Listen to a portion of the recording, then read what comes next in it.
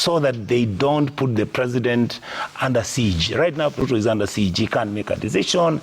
He's being told what do you mean with that? The members of parliament from Central have already started threatening him. If you have a handshake with Raila, we'll walk away.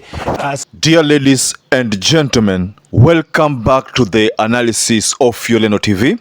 I hope you're well from wherever you watch this channel. I'd like to start by appreciating everyone who is making this channel grow. If you wish to support us, just subscribe to our channel and give this video a like. So earlier this morning, I managed to go through an interview on one of the leading mainstream media stations, and in that interview, I managed to spot a statement that Senator Onyonka, who is allied to Azimio One Kenya Alliance, said. In that statement, Senator Onyonka decided to expose what many people have been wanting to know. So in that interview, Senator Onyonka decided to expose how the Mount Kenya leaders have held William Samoei Ruto under siege. They've literally put him under siege. This is because of the signs that William Ruto decided to exhibit, signs of trying to want to talk to Raila Amolo Odinga. Those signs, he exposed them, he exhibited them, and that is the reason why you realize that the Mount Kenya leaders had to come up with had to propose a PG meeting. What's funny is that this PG meeting was made or was done in the State House. And that is what Senator Onyonka said, to say that for the first time we saw a PG meeting be held in State House. That already indicated that there is an issue, a very, very big issue, and most likely the people in Mount Kenya, the leaders in Mount Kenya, are the ones who could have been pushing William Ruto to have that meeting urgently. That explains why you must have noticed that William Ruto made statements. One statement was like, there is nothing that is going to be between me and Raila. Then the next statement orders around a meeting with Raila Amolo Odinga. So it is in the wake of that realization that people or leaders of Mount Kenya who are led by Gachagua probably could have thought that the best thing now is to sit down with William Ruto and tell him we don't want anything to do with the handshake. But Azimio One Kenya Alliance have stated this thing time and time again, that it is not all about handshake. They're not interested in a handshake. That is what Senator Onyonka emphasized on. We are not for a handshake. I want to take you back a bit to that burial ceremony of Dedan Kimathi's wife. In that burial ceremony, when Raila Amolo Odinga walked in, and you saw the pictures, when he walked in, you know, Gachagua rose up to greet him. William Ruto also rose up to greet him. When William Ruto rose to make a speech, Raila, Kioni and the like did not rise up. That was a sign that they didn't have respect for maybe what they keep on saying, an illegitimate presidency. That's something of that sort. So what followed the next day was that it is alleged that Gachagua left in a half, you know. He left in a hurry, and he didn't even attend. There was I think was it a football match or but there was a meeting that followed thereafter, whereby I saw a picture where William Ruto was seated here. There was a Babu Namwamba, and then there was Raila Amolo Odinga. But Gachagua was conspicuously missing in that meeting. And what followed later on was that there was a narrative, because I remember when William Ruto was taken through that interview in a joint media, by the joint media team, he was asked a similar question on Gachagua, because there was the talk that maybe Gachagua alikuwa amekasirika akaenda. That was what people were saying. So William Ruto was put to task to maybe explain maybe if that was the case, but he said that the only person who can maybe shed more light on that matter is Gachagua himself. So that was then. And then there's another instance where Gachagua told William Ruto in a I think it was in a rally, where he told him that sisi ukiamua kwenda kwa huyo mzee, sisi hakuna kitu tutafanya sisi. Na then there's another time he said that if you talk to him, then I'll give you problems. I will give you problems. So I think this is what Senator Onyonka is basing his argument in. And maybe Senator Onyonka is right, because there have been talks that the people in Mount Kenya say that they are now trying to blackmail William Ruto, that if you don't do XYZ, we will join maandamano. That is in a nutshell trying to blackmail him. But that's it. That is what Senator Onyonka is saying. He is saying that these people have put William Ruto under siege. That is evident, ladies and gentlemen. Why would there be, some kind of a PG meeting, if done very hurriedly, in the State House yesterday? Why was it necessary? Was it necessary really? And then the talk there was, they don't want, and the conclusion of that discussion was that they don't want anything to do with Raila Amolo Odinga. That's what they said. And that already explains that these are not people who are after a Kenya that is united. What is a Kenya that is united? These are not leaders. To my understanding, I would not consider them as leaders who have the affairs of this country at heart. Why would they make such comments? That comment which they made, and the comment that Gachagua keep on making about Kenya being a company with shareholders, and that if you are not a shareholder, you don't get benefit from this government.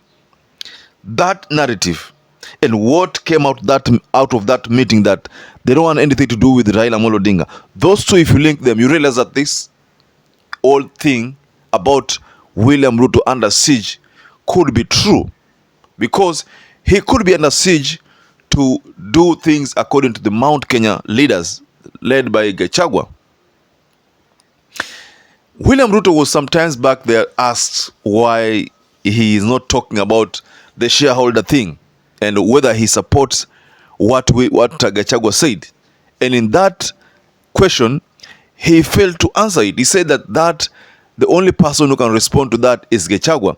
That means if William Ruto indeed believed in that narrative, he could have said that, yes, if you didn't vote for me, you're not a shareholder.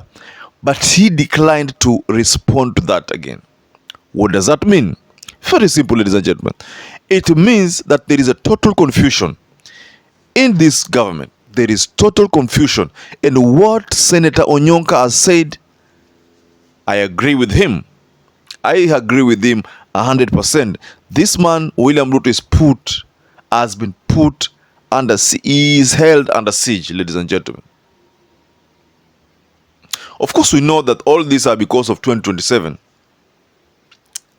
But the risky thing with putting someone under siege is that when a re-election, for instance, if at all we get there and he gets elected, maybe using the same means that he used in this first term, then rest assured that the leaders in Mount Kenya will suffer.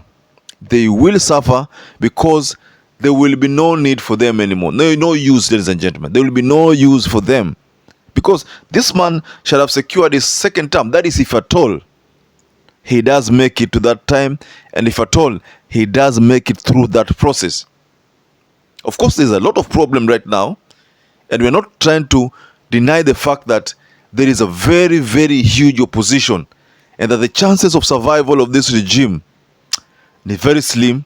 The chances of maybe a re-election also very, very slim, because the people of this republic have their eyes open. Those people who voted for them, those people who didn't vote for them, all of them are on one side. Because at the end of the day, if you go to a shop, try to buy unga, the same price exists everywhere. We don't have a price that is for Nyeri, a price that is for maybe Sugoi, and a price that is for Nyanza, with a price that is for Coast. If unga is 310, it's 310. If his unga is 210, 210. If his unga is 100, it's 100 across all areas. So that is why I say and I maintain that Onyonka is right. Senator Onyonka is right. This is what William Ruto is going through, held under siege by the KK Mount Kenya faction. Let me share with you this small video of what Senator Onyonka said. Just watch this video. Prosecutors from the ICC are landing in Nairobi and they're beginning investigations about people being killed and murdered because of the riots and demonstrations, or rather because of political reasons. Can you imagine we are going back there? And this is the point we are telling some of our colleagues. The truth is, you may not have been directly involved in that exercise because some of my colleagues are really quite young. But the reality is, Sami, if we are not willing to save our country, me, I'm going to tell my brothers here, all these stories we are going to talk about, whether you implemented the act and everything, I would like to ask my brothers, especially the younger politicians who are in the KK Alliance and some of the ones who are experienced, to try and persuade their friends so that they don't put the president under siege. Right now, President Ruto is under siege. He can't make a decision. He's being told what do you mean with that? The members of parliament from Central have already started threatening him. If you have a handshake with Raila, we'll walk away. Some of them are telling him, you are the one who told our Raila, our people, how Raila is a demon. Now how do we go and sell him again? Is there any plan to have a handshake? Say what? Is there any plan to have a handshake? Absolutely none. So our colleagues are just fearing. We don't want to have a handshake. What we want to do, there are about 5 major items that must be done. Number one, can we adopt the Kriegler report on the elections which are bungled, which were stolen in 2007, 2008? Number two, can we agree on how we are going to select the commissioners who are going to run the IIBC? Accept the best principles. You can allow the church, you can allow who? Look for the best agreeable way on how we can actually have these commissioners. Number three. Yes, from that video, dear viewers, Onyonka has said it all. The leaders in Mount Kenya, led by Gachagua, are giving William Ruto sleepless nights. And could that be the reason why he looks pale, pale? If you look at the appearance of William Ruto now and the appearance of William Ruto last year during campaigns, there's a total difference in how he appears. Of course, we know that even Itumbi has a very weird appearance, and we know that Moses Kuria also could be suffering from something, but William Ruto appearance now and William Ruto appearance last year ni tofauti kabisa. So ladies and gentlemen, kindly tell us below the comment section there what do you think about this issue, the narrative of Senator Onyonka saying that William Ruto is under siege. Do you agree with Onyonka? But if you do, tell us below the comment section there what you think about that narrative. If you don't, also tell us below the comment section. Either way, we'd like to hear what your takes or what your take is as far as this all matter of William Ruto under siege is all about. So, ladies and gentlemen, if you're a first-time viewer, if you're a regular viewer who has not subscribed, please consider supporting YOLENO TV by simply hitting that subscribe button.